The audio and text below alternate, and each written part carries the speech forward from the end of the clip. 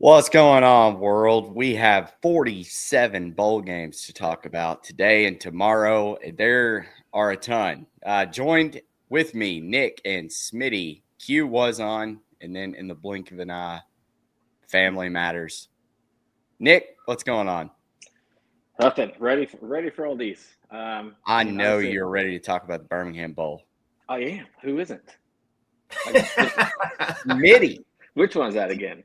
What's going on, fellas? Glad to be here. Yeah, bowl games, man. We got action all over the place, and who's going to play and who's coaching and who's playing in the games. We don't even know that. So now let's have some fun. That is why we're here. Ken, hope you all had a Merry Christmas. Let's finish the year with cash some tickets.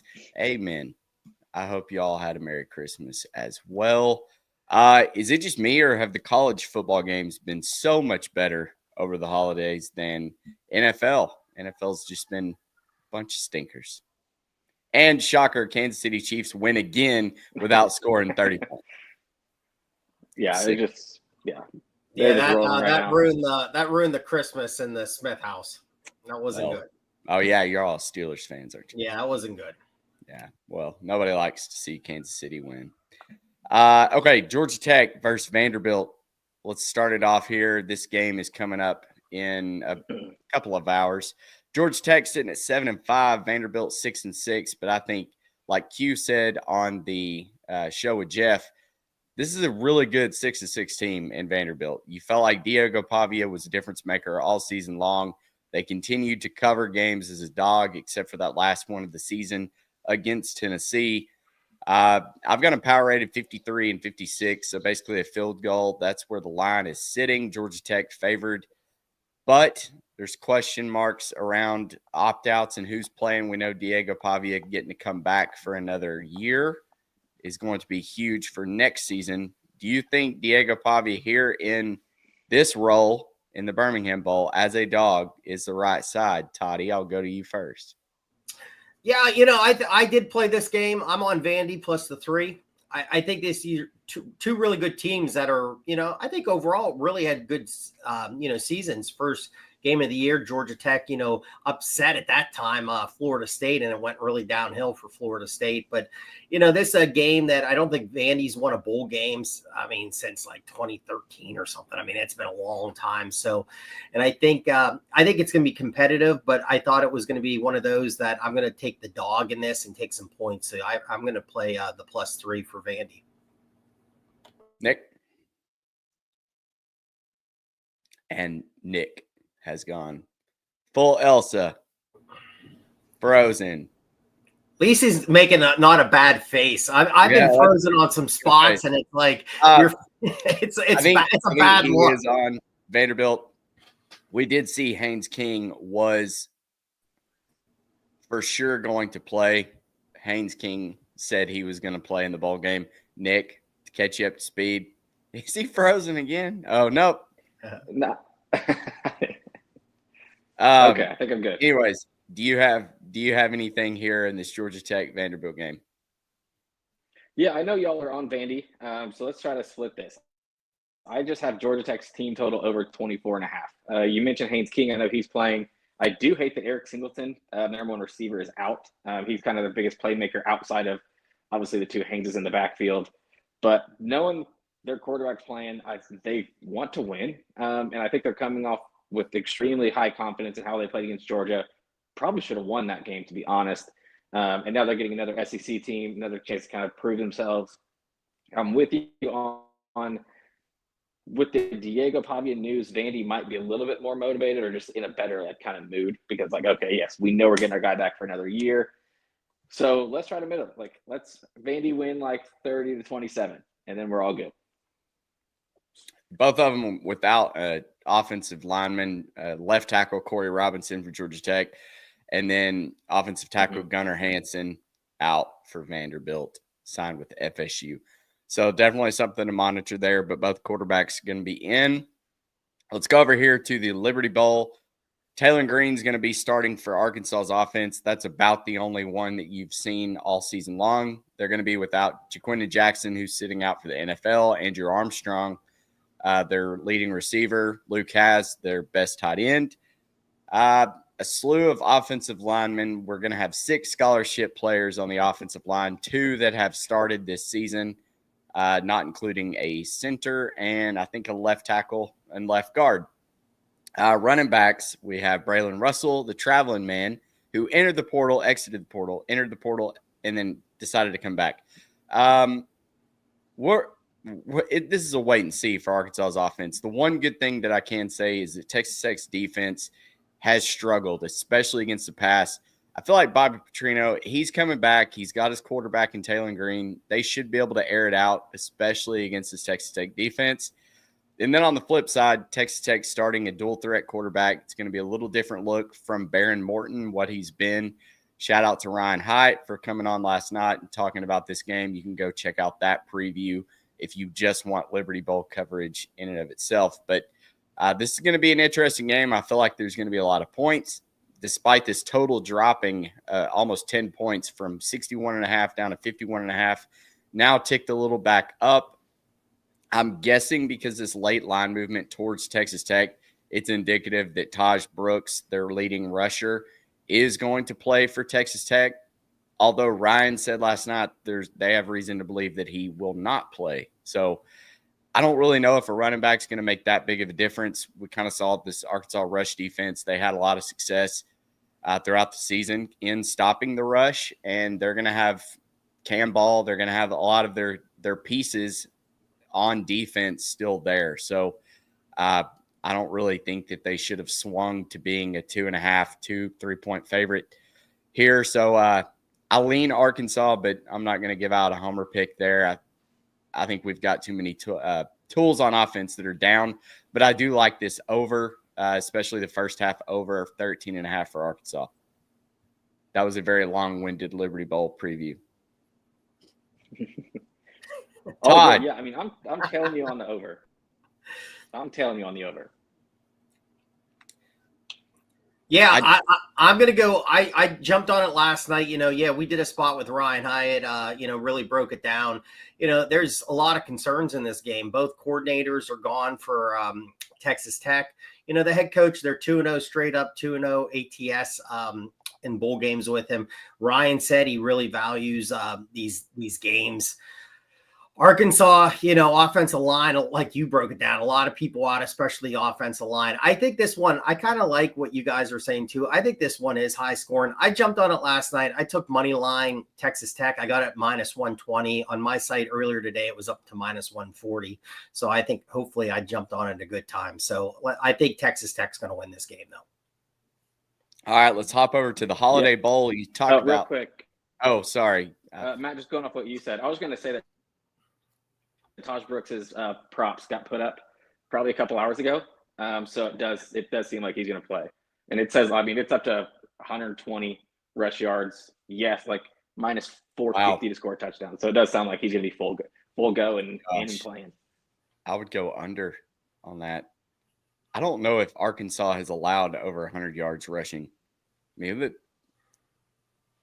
didn't against Tennessee. They didn't against Texas. No. I'm trying to think what other running back would have gone off.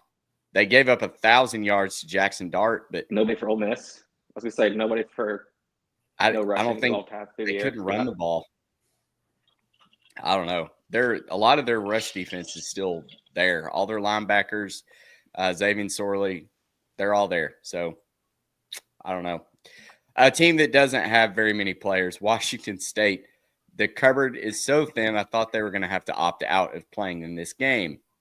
Syracuse laying 18, though. I want no part in this because I don't know if Washington State should be an 18-point dog, but on the flip side, I don't know what Washington State team is going to be out there on the field. So I've got to believe Kyle McCord and the Orange are going to win this game. But when you go through Washington State transfer portal, you've got quarterback John Mateer, running back Wayshawn Parker, wide receiver Chris Hudson, right tackle, corner, linebacker, safety, defensive tackle. Even their punter is gone. What do you make of this? Yeah, you didn't even mention head coach gone, offensive coordinator gone, defensive coordinator gone, running backs coach gone, quarterbacks coach gone, safeties coach gone. So the history teacher is going to be coaching. but it does not feel like one of those where it's like this happens in every bowl season where there are a couple of these teams that end up like 55-0. Like all these where it is blown out. So I took Syracuse's team total here at 37.5. I'm just going to play it that way. That way I could care less what Washington State does. I think Kyle McCord, and the way they're kind of talking, what do you say? They have 3 opt-outs, maybe 4. The way they're talking is like they're taking this very serious. So I could see this being just getting out of hand and ugly. So yeah, they're just give me the points with Syracuse and put it that way. Yeah, leave Washington State. I don't know what they're going to throw out there. Syracuse starting cornerback Jaden Bellamy. He's the only one in the transfer portal that had ample playing time. And then Fran Brown said he expects everybody on Syracuse's team to play, including quarterback Kyle McCord. His exact quote was, "We don't opt out around here." Smitty, what are you doing in this one? Well, you know what? I mean, if you watch the movie Varsity Blues, they throw the head coach off at a halftime and then the players start coaching. So, I mean, maybe that's what Washington State's going to do. I don't know. I mean, it could be something like that. You know, you need the character of Paul Walker, the quarterback that got hurt coaching by the end. Yeah, I think McCord's going to have a big game. I think they're going to light it up. I agree with you. I don't know how this team's playing. It's like Marshall couldn't play in their bowl game because of this. And I mean, 1-5 straight up in bowl games, Washington State in their last 6. I think this one gets out of hand. I think if you're going to play this, I like the team points. I looked at it. Juice was a little high on my site. Look around, maybe find it down a little bit, but I think they cover this. All right, let's go over to the Las Vegas Bowl. This line is going opposite way than I thought. I think Texas A&M is a better team, but I guess Lincoln Riley does well in bowl games. I don't trust them, though. I think they've lost way too much, and I think Elko could go out and get this win and really cap off a successful first season, even though A&M fans probably don't buy that because they're delusional and think that they should be 12-0 every year. But opt-outs for A&M, Nick Scorton, no surprise there, really. Shamar Stewart, Shamar Turner, defensive end and defensive tackle. But other than that, this offense is going to be clicking with the exception of Cyrus Allen, starting wide receiver. But what are y'all doing here? I think A&M is the right side. Tell me I'm wrong. I'll jump in here. No, that's what I'm waiting for. I'm going to play it. Yeah. No, go ahead. Go ahead, Okay, Nick. I was just going to say, yeah, I'm going to play it. My thing is, all I'm waiting on is just, you mentioned how the line is moving. It's moving the opposite way than I thought. I would have probably taken A&M at 4.5 still, but now the fact that it's moving down, why not wait? So I'm going to wait, and it's already down to 3, which is obviously everybody knows in football is a big time key number. There's a chance this gets down to time. Like we still have 6 hours or 8 hours until kickoff, so we got plenty of time. If this thing keeps moving, yeah, it is absolutely an auto play. Hopefully we can get a 2.5, but absolutely playable at 3 for me. I think Marcel Reed knows his job. Why not show out before next season? And yeah, SC, you mentioned it. Lincoln Riley somehow is good in these bowl games with like getting guys up. I think it's more of he kind of schemes things well. So you give him a couple weeks to prepare. But yeah, I just don't see where the talent is at on this SC team compared to A&M. So I'm just going to take the better team on a neutral site. So yeah, give me A&M. Tyler Pemberton said Texas A&M money line -175. That's probably the safer way to play it. That is a lot of juice, though. Toddy, what are you doing here? Yeah, I haven't played it yet, but I'm right with Nick. I mean, let's wait a little bit. We got some time on this, but I think A&M is a better team. Lincoln Riley might get up for these bowl games, whatever. I know last year the quarterback that just transferred, I think, really balled out and had a big game. But I haven't been high on USC this year. I just don't. I'm not as high on Lincoln Riley. I mean, I don't see what he's been doing out there with the last 2 programs the last couple of years. So I think that I like Elko as a coach. And I think A&M just is a better program, better team. So I'm going to go Texas A&M. I'm going to wait a little bit, but sometimes laying the juice is not a bad thing if you feel confident in it. So that might be the route I go. All right, let's hop over to the Fenway Bowl. UConn Huskies taking on North Carolina. North Carolina 6-6. Most notably, their worst loss of the year was getting blown out by James Madison. UConn a quiet 8-4. I'm on UConn here. I think they have a lot more to play for. I know Bill Belichick's coming in, that the whole team's going to look different next year. But you've got a lot of opt-outs for North Carolina. You've got starting running back Omarion Hampton, defensive end Cameron Rucker, defensive tackle Ritzy, and you've got several other linebackers, left tackle, wide receiver. I don't really know who's left. As far as UConn, you've got a corner, a wide receiver, and a defensive end. I think UConn, this game means more to them. And who doesn't want to play at Fenway Park? So I feel like UConn, kind of the home team there. So let's go Huskies. Todd. Yeah. No play yet for me. I think this one's intriguing too. I mean, absolutely nothing. Like you just said, I mean, we're here at Fenway. Is the Bill Belichick factor going to be there, or some of these kids that are going to try to stick around, play hard? They might, like you said, the running backs out. They got play callers or new head coach that's coaching tomorrow for them is new. Right now, it's a no play for me. I don't think UConn's won a bowl game since 2009 or something like that. I mean, it's been a long time for them. Moore's a good coach. I kind of like him. Maybe a lean your way, Matt, with UConn, but right now, no play. And Jim Mora did say that most of the players in the portal would still play in the bowl game. So that's positive for the Huskies. Nick, you got anything else? No, absolutely nothing. I have nothing really to talk about this game at all. All right, from Fenway to Yankee Stadium, we've got the Pinstripe Bowl, Boston College, Nebraska. We previewed this with Avery Howard, who covers Nebraska. We will post that video later on. Never found somebody that covered Boston College. I guess they've completely checked out. Maybe baseball season is going to be their season. Boston College wide receiver Jaron Bradley is going to be out. Corner Ryan Turner, and then quarterback who lost his job, Thomas Castellanos. He is going to Florida State.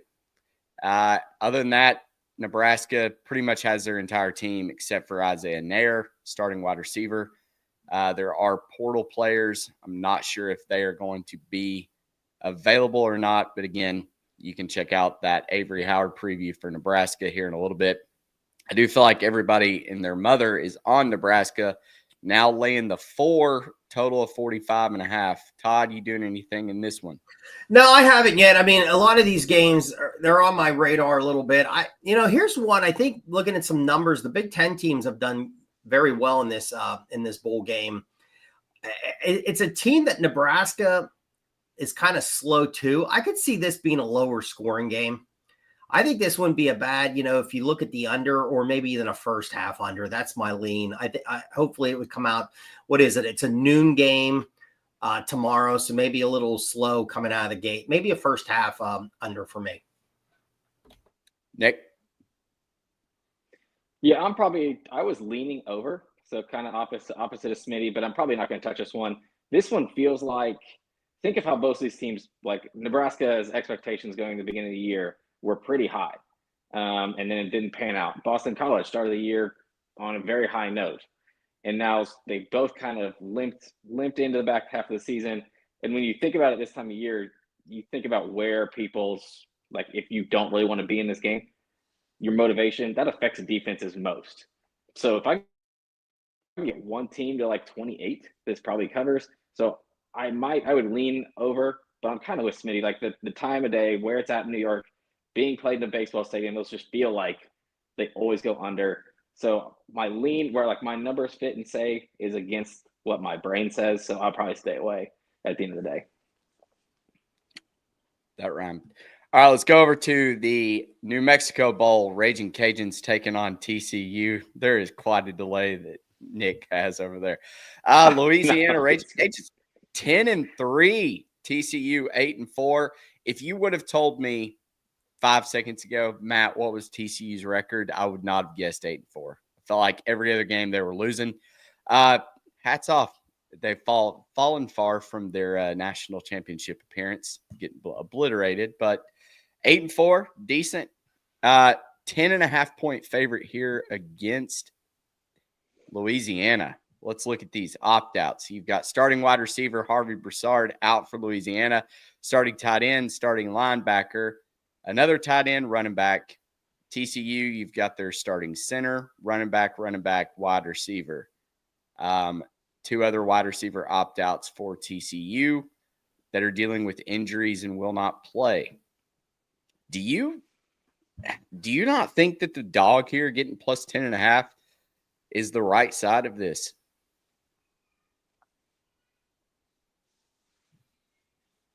Todd, can I talk you into this? Trying to give Nick a little delayed there. I'll be honest, this one, I'm not really into this one yet. This one I have not really dove into, but I think what you just said there, Matt, I think this is a pretty good spot here for the dog. I think it's a lot, like you just said. I think if you would have said what's TCU's record, I would have been right with you. I would have never thought it was that. So I think this one's a good spot. I would take the dog in this one. But again, it's one I have not really dove into yet or really looked at. But I would play the dog here. And something to monitor, Louisiana's original starting quarterback, Ben Wooldridge, he was out with an injury before the new starter, Chandler Fields, got hurt in the conference title game. If Woolridge isn't back, it's going to be a true freshman, Daniel Beal, that'll get the start. But Woolridge's original timeline would put him available for this game. So if he can play, head coach Michael Desormeaux said there's a chance he could play, but that may be why this line is so much, because I do think Louisiana is probably not a 10.5-point dog if that quarterback's playing. Yeah, I think that's the whole story. Because I read that too, whether or not he's going to play. I think right here it's probably the Raging Cajuns or nothing. I don't think you can lay it here with TCU.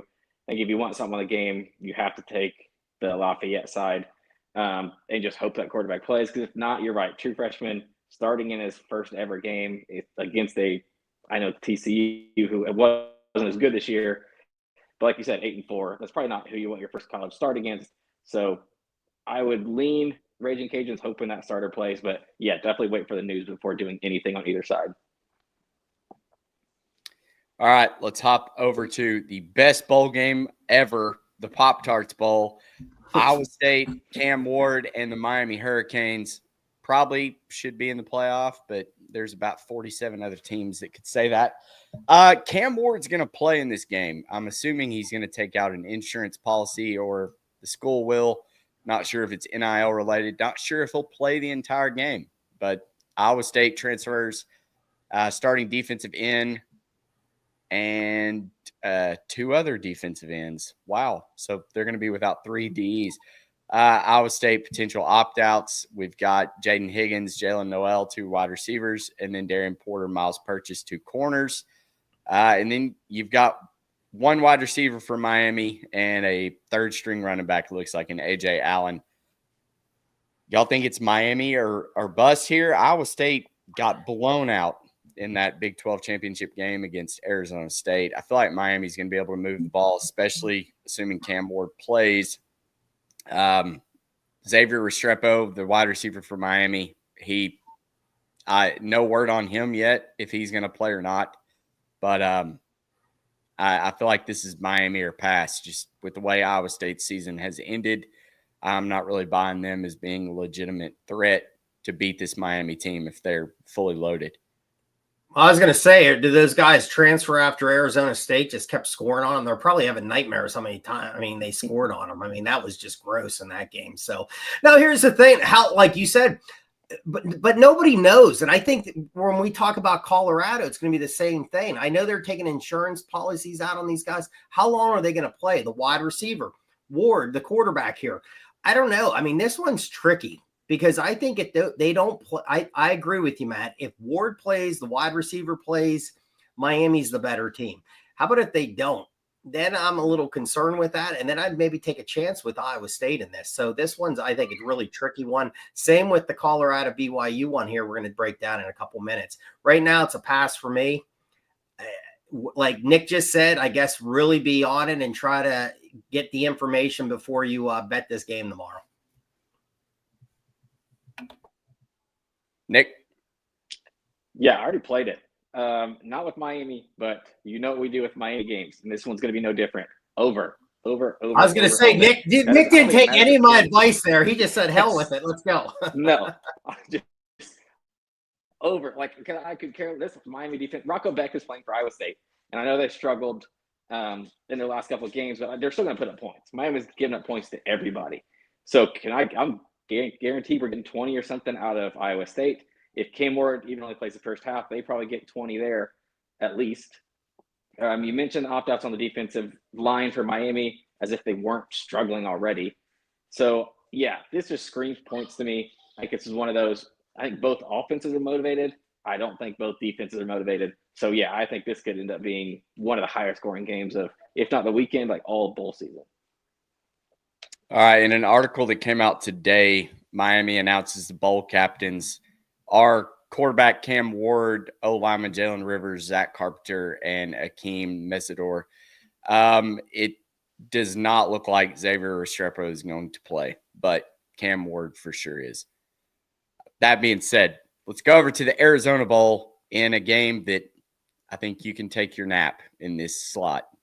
With respects to Miami of Ohio and Colorado State, Miami of Ohio laying 2.5, total of 40.5, indicative of a little bit of a snooze fest here. But it is Snoop Dogg, Colorado State, Miami, Ohio. Who you got, Toddy? I know you'll be rolling with that gin and juice, though. Oh, yeah. I'll break that out tonight. Start putting it on ice.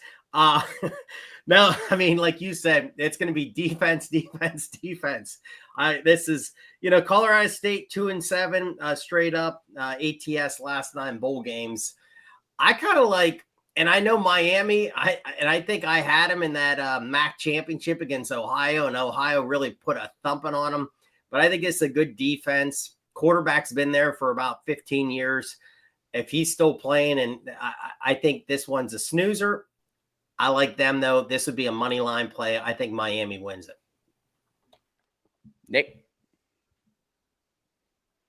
Nothing for me. Let's just move on. Let's sleep through this one, like you said. This is Nick's favorite games, man. It's like Big Ten. Let's go. This is where you find the diamonds in the rough, Nick. All right, the Military Bowl, NC State, ECU. This would be a great baseball game. Football game, Wolfpack laying 7, total of 58.5 in Annapolis. What are you doing here? It's nothing yet for me. The favorites are good in this bowl game overall. I think this one could be high scoring.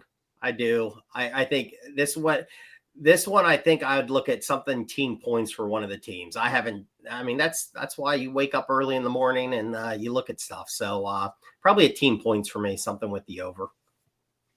Both are very comparable in players that they're going to miss. Both missing a starting wide receiver, Casey Concepcion, and Chase Sowell for East Carolina.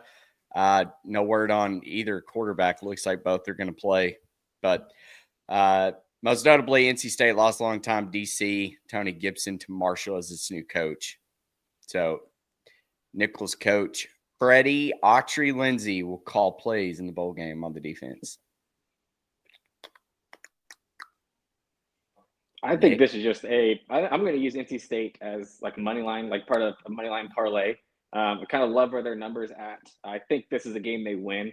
You can't lose this. You can't. This is like a little big brother, little brother type situation in football. Baseball is different.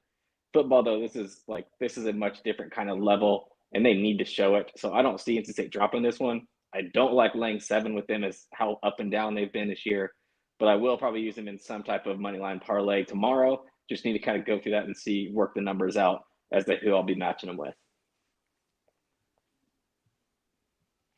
All right, let's go over to the Independence Bowl. Army taking on what would have been Marshall, but they couldn't field a team. So the 5-7 Louisiana Tech Bulldogs get slotted here. I think it's Army or pass, but Louisiana Tech, you may be able to make a case that, hey, we kind of lucked into this bowl game. We might as well go out and try to win it. But this Army offense, with Bryce Daly, I feel like they're going to be so much better, assuming that you get the full team. I think it's Army. Yeah, I think it's a tough spot. I mean, because you could look at it going a team that's motivated that didn't think they were going to play in a bowl game, or a team that was already checked out for the year and saying we're done, and now I got to go play a bowl game, and now I got to go play against Army. That let's be honest, physical team. Now Army's coming off a really bad defeat against Navy, which I was really blown away and shocked how that game turned out. I think this again, this would be Army or a team points because it's a tough team to stop. The quarterback could just plow through some people here, and they could blow them out here. Nick? Yeah, I'm with you. It's Army or nothing. Don't hate the team point play. I mean, how many times did Army team points hit this year? I know we made on this show quite a few dollars off of that. Maybe 4 or 5 times we played it. So maybe that's just how we end out the year. Late night game. Let's just root for hey, Team US, right? Since you guys say also that I hate the military, since I took Notre Dame against both of them.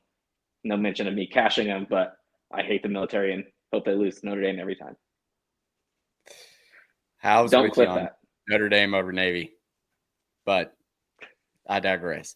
Alamo Bowl, BYU, Colorado. This is the weirdest bowl matchup we've had. You get 2 Big 12 teams, albeit they didn't play each other in the regular season. BYU, pretty good year, 10-2. Colorado 9-3. Are we getting the full slate of Colorado's offense?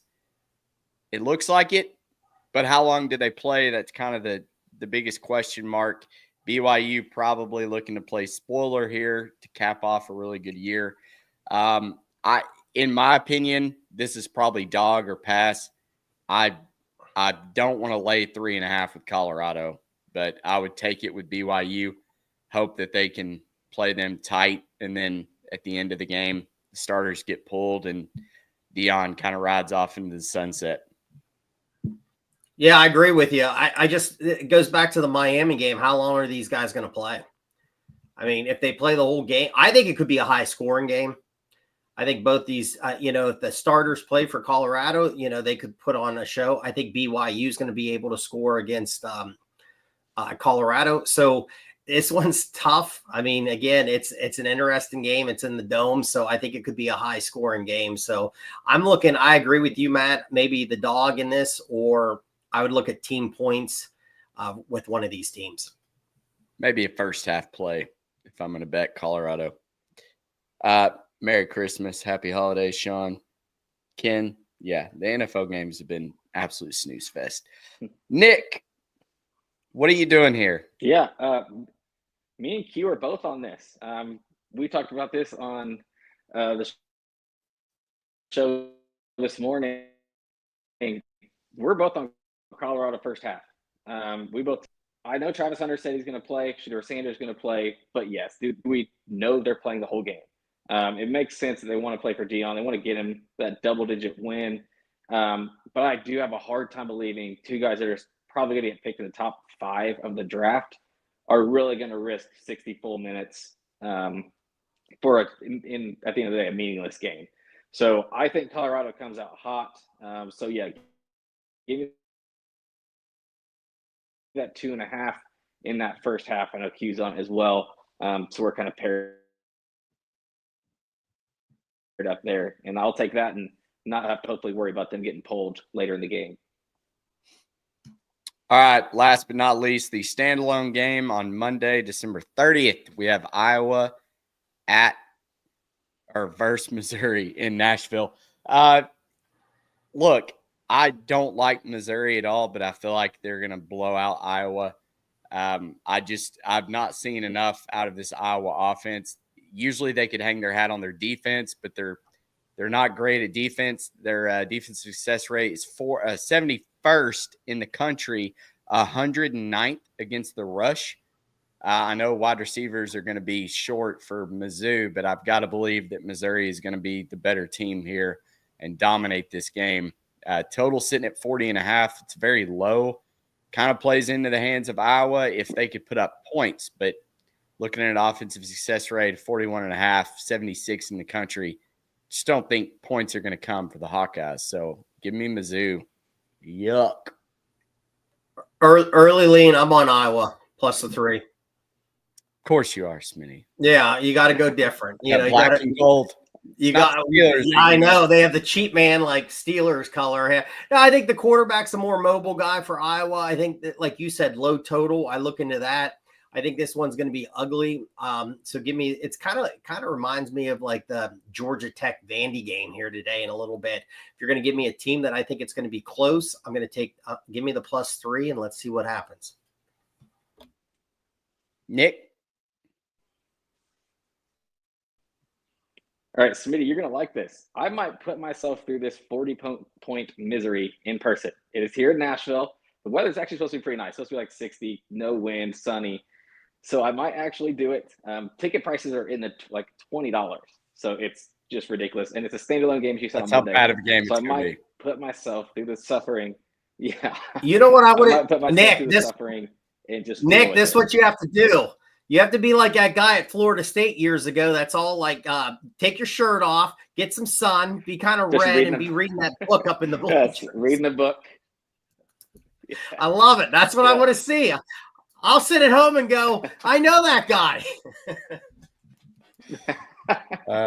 If you For hold sure. out long enough, they may pay you to go to this game.